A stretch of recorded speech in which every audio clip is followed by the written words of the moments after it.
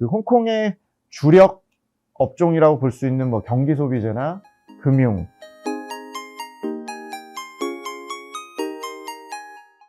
네, 안녕하십니까. 하나증권 리서치센터에서 중국 투자 전략을 담당하는 김경환입니다. 오늘은 연간 전망의 연장선상에서 시장에 좀 우려를 낳고 있는 홍콩 증시에 대해서 내년 연간 전망 드리도록 하겠습니다. 오늘 내용은 기본적으로 일부 그 코어 내용은 연간 전망 내용을 발췌한 거고 홍콩 쪽으로 좀 더 특화해서 말씀을 좀 드리도록 하겠습니다. 홍콩 증시는 올해 사실은 상당히 낮은 확률의 일들이 발생을 하면서 굉장히 좀 그 경기 침체라든지 미국 긴축 우려, 또 유로존 위험 이런 것들을 반영하면서 급락했습니다. 내년까지 저희가 이제 홍콩 쪽에 이제 벤치마크 지수로 기초자산으로 한 상품들이 많은데 상당한 이제 회복에 대한 우려들이 좀 있으실 것 같은데 저는 기본적으로는 좀 낙관적인 시각을 이제는 가지고 있고 다만 이제 구조적으로 좀 취약성들이 어떻게 해결되는지 여부 좀 중요해서 그런 것들을 위주로 말씀을 좀 드리겠습니다. 그 홍콩 증시는 사실 조금 그 시장 자체가 굉장히 좀 독특한 구조를 좀 안고 있습니다. 일단 외국인이 굉장히 많고 또 기본적으로 기관 장세 형태이고요. 또 실적의 90%는 본토 경제와 연동이 되는데 반해서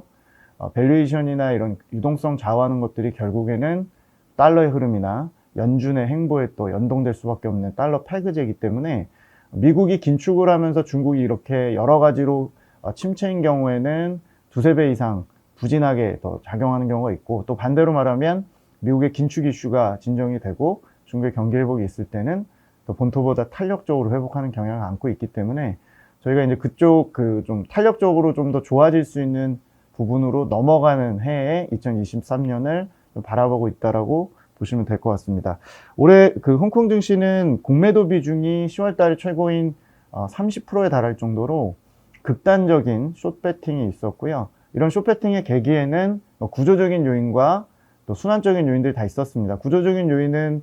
저희 이제 연간 전망 제목인 3대 위험, 즉 중국의 체제적인 위험이나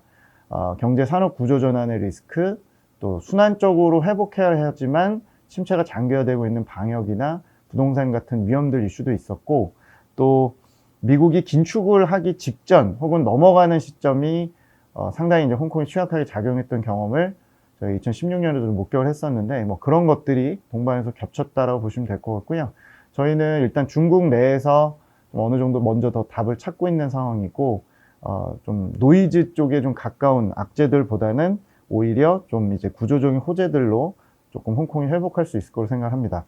저희가 연간 전망에서 좀 요약 부분들 좀 말씀드리면 기본적으로 지금 중국 관련 체제나 구조 전환 위험, 장기 침체 위험은 충분히 주가라든지 장기 금리에 반영이 돼 있고 올해 이제 내년의 경우는 주시장이 이제 순환적으로 방역이나 부동산처럼 이제는 회복될 수 있는 부분들 그리고 홍콩 시장이 시가총액 70%가 서비스업인 상황에서 방역, 부동산, 플랫폼 규제 같은 최근에 규제 산업들이 주로 다 몰려있는 이런 악재들도 반대로 내년의 정책들이 좀 리밸런싱 되면서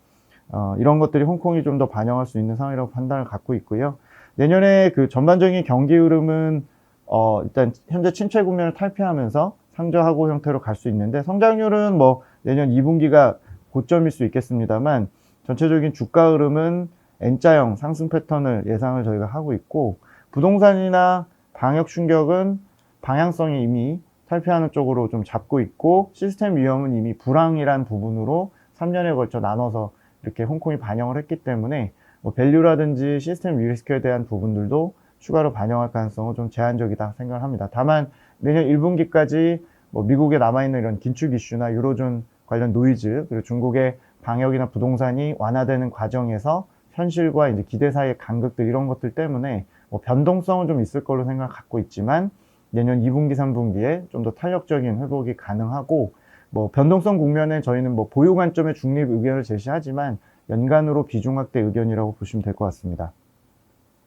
저희가 그 연간 전망에서 중국 관련된 이런 체제 위험에 대해서는 뭐 장기 집권 관련된 위험이나 뭐 1인자의 어떤 독단적인 어떤 무리수적인 정책들 우려들이 있으신데 기본적으로 이런 것들은 이미 지난 5년 동안 상당히 이미 반영된 것들이고 이미 바뀐 상황이다라고 보시면 됩니다. 이번 당대를 뭐 이후로 당대회를 계기로 뭐가 더 강화되기보다는 이미 지금 최근 그 3, 4년 동안 부동산이나 플랫폼 쪽에 이런 저항이 많은 규제에 대해서 계속 끌고 왔다는 것 자체가 이미 우리가 이제 소위 얘기하는 그 리더십이나 어떤 1인자 체제는 이미 지난 3, 4년 동안 정책으로 관철이 됐기 때문에 반대 대응을 오히려 역으로 보는 게 필요하다라고 이제 연간 전망 제시해 드렸고요. 중국 홍콩이나 주가, 또 중국 본토 증시, 또 중국의 장기 금리의 급락 이런 것들은 이미 충분히 이런 관련된 것들을 반영한 상태로 내년에 이제 연간 전망을 좀 바라보고 있기 때문에 주가라는 예측을 측면에서 보면 더 비관하기보다는 오히려 이제 낮아진 기대 속에서 완화되는 것들을 좀 더 기대감을 더 가져갈 수 있다는 게 저희 생각입니다.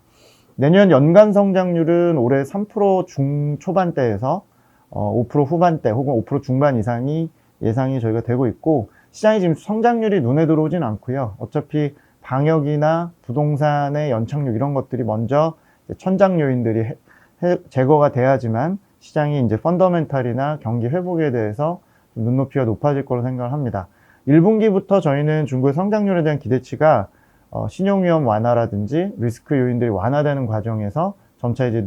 눈에 성장률이 좀 들어올 걸로 보고 있고, 내년에 전체적으로 1분기, 2분기, 3분기 이렇게 성장률 자체는 5, 6%대 평균적으로 유지를 하면서 눈높이는 계속 상향될 수 있을 것으로 판단을 좀 갖고 있습니다. 무엇보다 중요한 거는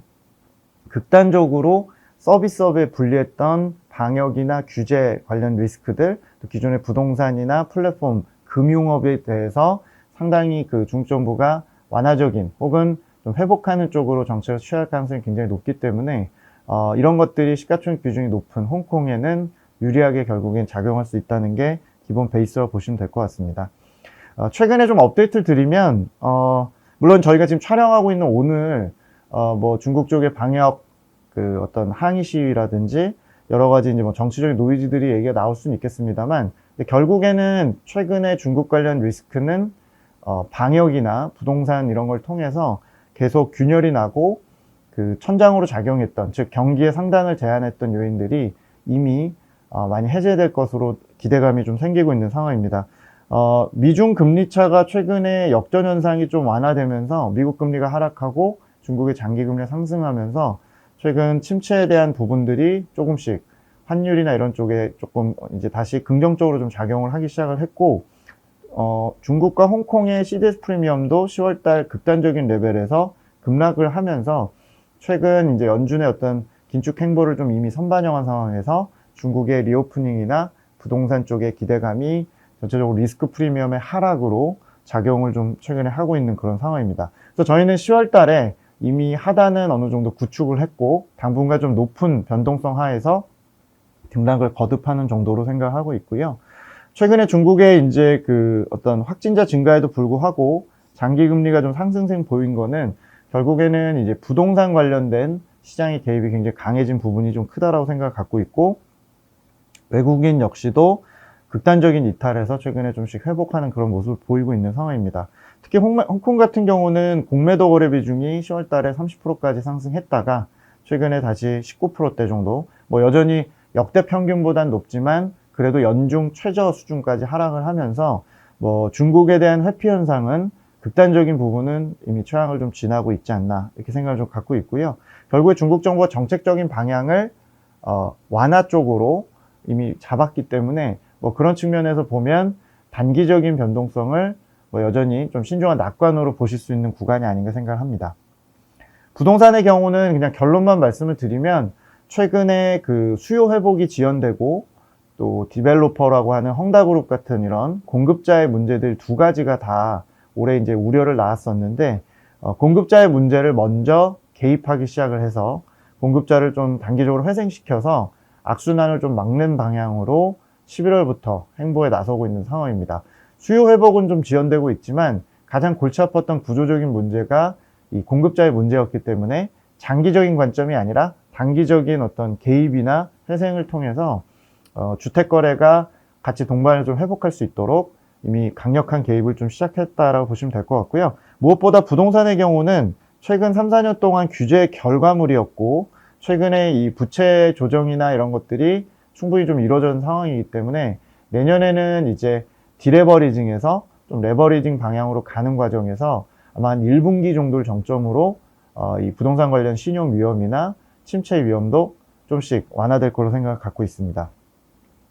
다음 숙제는 이제 부동산 관련 가계 수요 회복일 텐데, 저희가 생각할 때 수요 회복은 상당히 과거 대비해서는 느린 과정으로 진행이 될 것 같고요. 올해 금리 인하를 상당히 오랫동안 지속을 했지만 전체적으로 가계대출이 크게 증가하지 않는 그런 모습을 보이고 있습니다만, 전체적으로 이런 심리적인 부분들이나 이런 것들이 방역하고도 이제 연결이 되어 있는 상태에서 조금씩 진정이 될 것 같고, 아마 이번 11월 달에 어떤 정치국 회의나 12월 경제공작 회의, 그리고 내년 1분기까지 중국은 추가적으로 수요 촉진을 위해서 이제 공급자 문제를 어느 정도 좀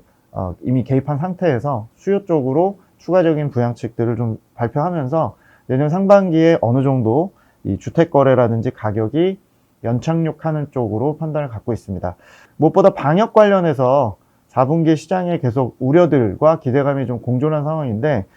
지금 촬영을 하고 있는 이번 이제 뭐 11월 말이나 12월 상순까지는 아무래도 확진자가 증가하는 단계에서 화끈한 리오프닝을 못하는 상황이고, 또 지역별로 뭐 여러 가지 정치나 뭐 어떤 방역 항의 관련된 시위 얘기가 계속 외신을 통해서 타고 나올 거기 때문에 노이즈는 있을 거로 생각합니다. 하지만 큰 틀에서는 2단계에 걸쳐서 중국이 방역을 이제 완화하고 리오프닝으로 간다는 저희 연간 전망 시각을 유지를 하고요. 결국 1단계는 내년 1분기 전까지 지침을 좀 바꾸는 미세 조정과 함께 백신의 선택과 접종이 좀 재개되는 준비 단계 형태가 될 거라고 생각을 갖고 있고, 내년 2분기부터는 단계적 위드 코로나가 시행이 됩니다. 물론 한국이나 싱가포르 같은 작은 국가들과 좀 다르게 뭐 좀 점진적인 중국식 리오프닝을 할 거로 생각을 갖고 있고, 뭐 1분기까지는 실물 경제가 조금 확진자가 다시 레벨업 되는 과정에서 조금 충격은 있겠지만, 결과적으로는 방역이 좀 완화되는 방향 하에서 장기금리라든지 주가라든지 이런 것들은 이제 민감도가 점차 낮아질 거로 생각을 합니다. 실제로 방역의 어떤 엄격성, 그러니까 방역의 강도를 좀 보여주는 방역 엄격성 지수는 10월 이후에 중국도 계속 하락세를 보이고 있고, 반면에 장기금리가 상승을 하면서 침체보다는 리오프닝 기대감을 금융시장이 조금 더 가져가는 흐름이라고 판단을 갖고 있고요. 최근에 이제 접종률이 워낙 낮았기 때문에 접종이 좀 재개되는 과정이 이제 보여진다면, 즉 시장 입장에서는 실물경제 충격을 감내하더라도 확진자가 느는 과정에서 좀 실효성 있는 조치들이 나올 경우에는 금융시장의 리오프닝 기대감은 궁극에는 유지가 좀 될 거라고 판단을 좀 갖고 있기 때문에 조금 인내력 있게 보시면 결국에 방향이 잡힌 대로 갈 것으로 보시는 게 맞을 것 같습니다. 저희가 올해 4분기 내년 1분기까지는 중국의 그 통화 완화 정책이나 재정 완화는 유지되는 가운데 키데이터라고 볼 수 있는 중국의 중장기 대출이 반등하면서 홍콩 시장 입장에서도 이 중장기 대출 증가율하고 상당히 연동성이 높은 모습을 보였기 때문에 앞으로 중국 정부는 확장을 유지하면서 이제 부양책의 퀄리티라고 할 수 있는 중장기 대출을 촉진하는 방향으로 계속 갈 거라고 판단합니다. 이미 기업 쪽이나 부동산 쪽은 중장기 대출이 좀 잡힌 상황에서 소비나 부동산 관련 수요 관련된 가계 대출이 증가하는지가 앞으로 1분기까지의 관건이라고 저희는 생각을 갖고 있습니다. 홍콩 증시는 기본적으로 저희가 아까 말씀드린 대로 1분기까지 변동성 때문에 뭐 보유 관점의 중립이지만 연간으로 비중 확대 의견을 좀 제시하고 있고, 상반기 예상 밴드를 항생 H 기준으로 상단을 7,700 정도, 내년 하반기를 8,000 이제 초중반대로 이렇게 제시를 했는데, 하반기 밴드에 대해서는 여전히 상향 여지도 있다라고 저는 개인적으로 생각을 갖고 있습니다. 홍콩의 경우는 PBR이 이제 역대 최저에서 어느 정도 이제 회복을 했지만 여전히 내년에 증이익이나 어떤 이익 증가분 대비해서는 밸류에이션은 여전히 싸다라고 판단을 저희가 갖고 있고, 그 최근에 이제 가장 문제로 작용했었던 극단적인 공매도가 진정이 되고, 또 부동산 리스크나 방역 완화 관련된 기대감이 1분기까지 밸류에이션을 조금씩 안정화시킬 거로 생각을 갖고 있기 때문에 10월 달을 저점으로 해서 하단을 계속 높이는 과정이 좀 진행될 거로 생각을 좀 갖고 있습니다. 그 홍콩의 주력 업종이라고 볼 수 있는 뭐 경기 소비재나 금융, 또 부동산, 헬스케어 이런 것들이 올해 충분한 추정치 하락이 좀 있었다고 생각을 갖고 있고요. 내년에 이익의 증익 폭은 조금 더 이제 봐야겠습니다만, 전반적으로 보면 내년에 전망 기준으로 본다면 경기 소비재나 뭐 유틸리티, 또 필수 소비재 이런 것들이 내년에 증익 기대나 증가율이 좀 높은 편으로 이제 보고 있기 때문에 장기 금리가 크게 빠지지 않은 상황에서 리오프닝이나 내수 부양책 이런 것들이 좀 진행이 되는 과정에서 홍콩 시장은 조금씩 회복할 수 있을 거로 생각 갖고 있습니다. 무엇보다 유로존 관련 리스크 또 미국 긴축 관련해서 저희가 하우스를 갖고 있는 뷰가 장기금리나 이런 것들이 미국 쪽에서 1분기에 좀 고점 형성을 미리 할 걸로 보고 있기 때문에 뭐 그런 과정에서 홍콩의 회복을 좀 볼 수 있지 않을까라는 생각을 좀 갖고 있습니다. 연간 전망 관련해서 크게 어떤 의견 변동이라기보다는 좀 중간에 이제 업데이트 계속 드리는 계기가 있을 걸로 판단을 갖고 있고요. 오늘은 여기까지 말씀드리도록 하겠습니다. 시청해주셔서 감사합니다.